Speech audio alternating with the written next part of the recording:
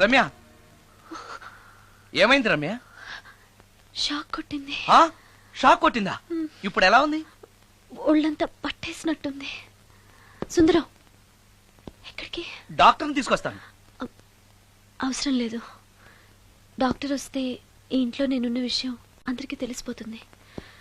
I'm okay now.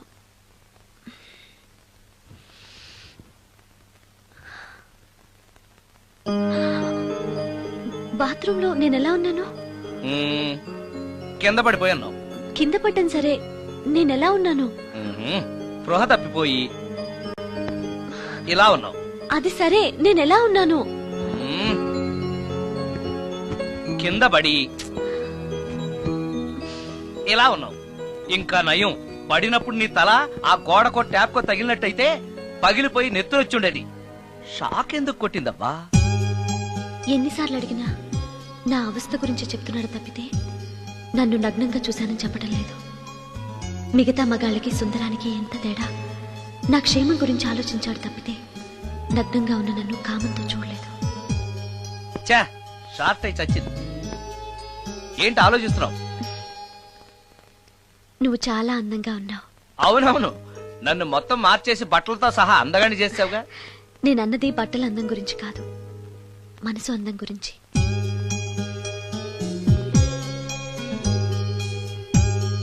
నీకో విషయం చెప్పాలి. చెప్పు. ఇప్పుడు కాదు, నువ్వు సాయంత్రం ఇంటికి వచ్చాక చెప్తాను. నేను కూడా ఒక విషయం చెప్పాలి. ఏంటది? నేను అప్పుడే చెప్తాను. వస్తాను.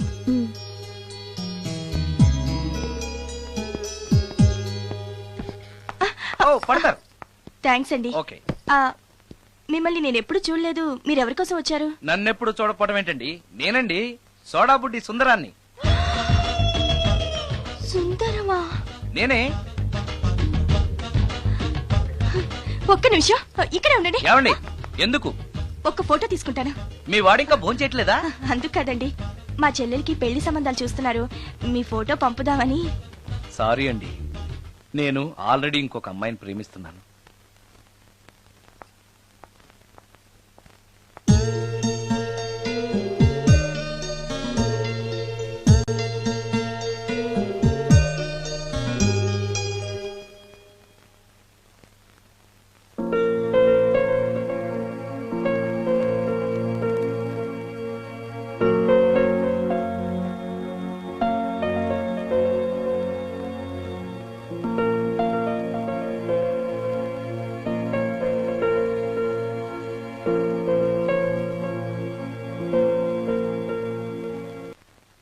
Come on, come on.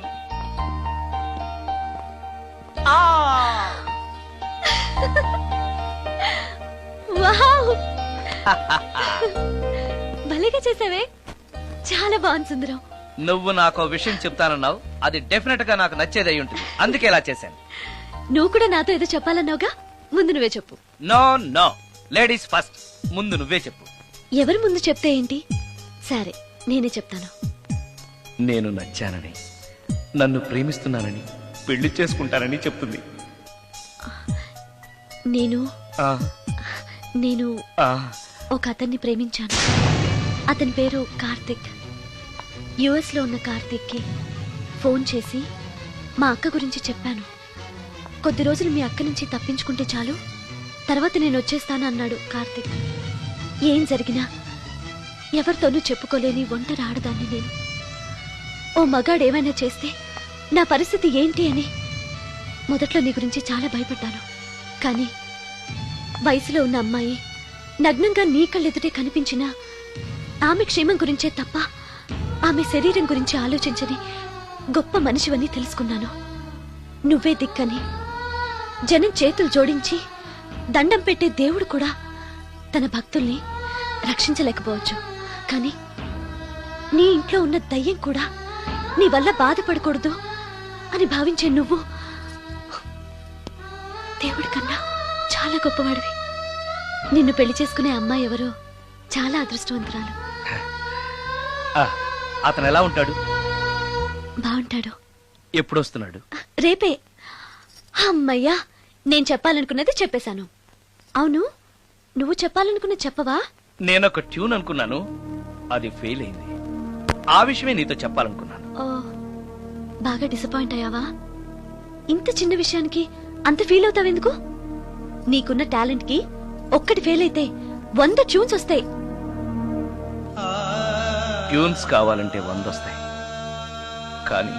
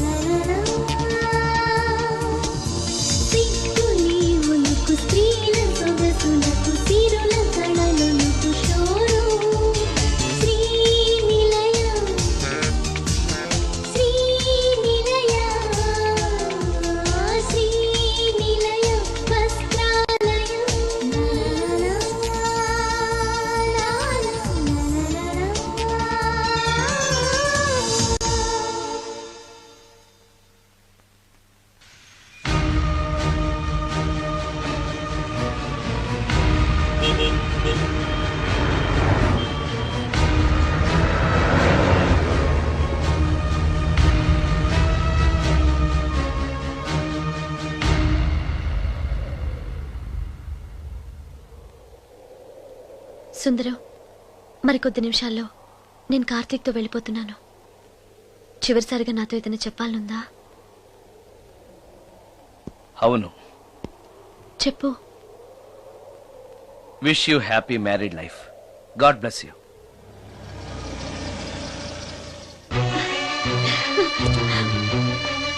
Hi Sundaram, ఇతనే నా లవర్ కార్తిక్. హలో. ఇన్ని రోజులు నాకు ఆశ్రయం ఇచ్చి నన్ను సొంత మనిషిలో చూసుకున్నాడని చెప్పానే, ఆ సుందరం ఇతనే. Hi, I'm Karthik. హలో. మీ గురించి ఫోన్లో రమ్య చాలా సార్లు చెప్పింది. Anyway, nice to meet you. Okay. మా మ్యారేజ్ కి ఫస్ట్ గెస్ట్, మెయిన్ గెస్ట్ మీరే. తప్పనిసరిగా రావాలి. Okay Ramya, shall we move? Yeah, వెళ్ళొస్తాను సుందరం. Let's go.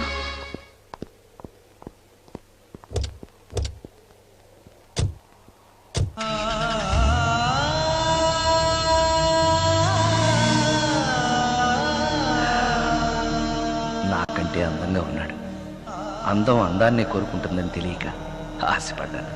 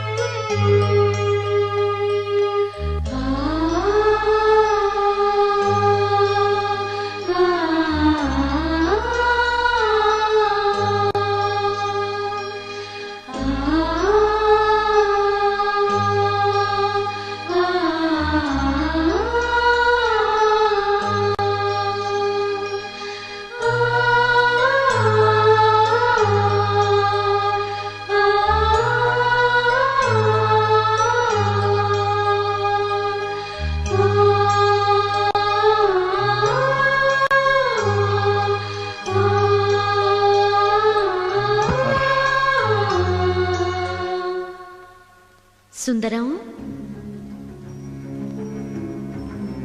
బాగున్నావా సుందరం? రమ్య, రమ్య, రమ్య ఎక్కడున్నావు రమ్య? రమ్య! నేను రమ్యను కాని సుందరం, మోహినిని. మోహినియా? మోహిని ఏంటి? రమ్యగా బతకలేక చనిపోయి మోహినిగా మారాను. చనిపోవడమా? నువ్వు చనిపోవడం ఏమిటి? ఇక్కడ ఎక్కడో ఉన్నావు. ఎక్కడున్నావు రమ్య? రమ్య! ఆత్మాభిమానం చంపుకొని బ్రతకలేక చచ్చిపోయాను సుందరం. చచ్చిపోయావా?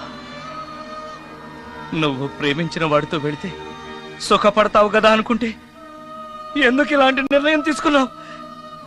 ఏం జరిగింది రమ్య? కార్తీక్, మూడిగా ఉన్నవేంటి?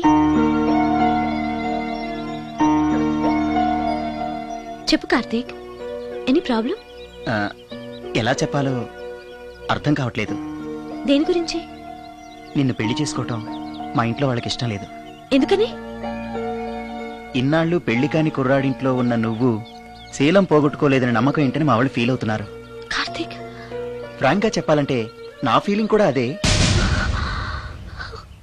అంత మాట అన్నాక బ్రతికి అతని దగ్గర ఉండటం కంటే చచ్చిపోయి మోహినిగా నీ దగ్గర ఉండాలని వచ్చేశాను.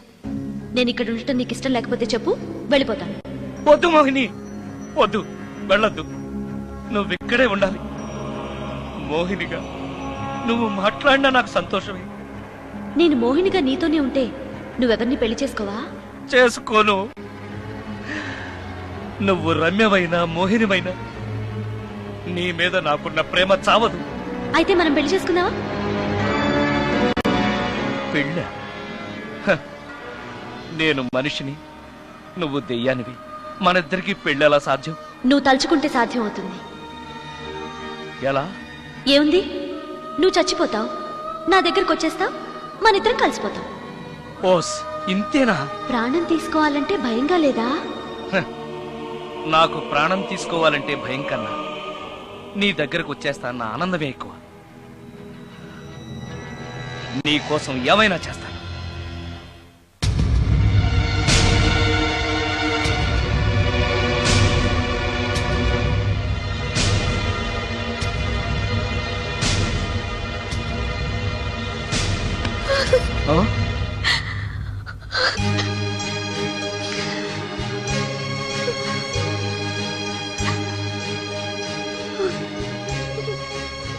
రమ్య, నువ్వు రమ్య? అవును, రమ్యనే. అతనంత మాట అన్నాక అక్కడి నుంచే దూకి చచ్చిపోవాలనుకున్నాను. చనిపోయే ముందు మోహినిగా ఒక్కసారి నిన్ను చూడాలనిపించింది. నా కోసం ప్రాణమైనా ఇచ్చే నిన్ను చూశాక నీతోనే ఉండిపోవాలనిపిస్తోంది. కుదరదు. ఏ? ఈ దెయ్యాలు వాడితోటి సంసారం చేయడం కష్టం. అలాగా? ఉమ్.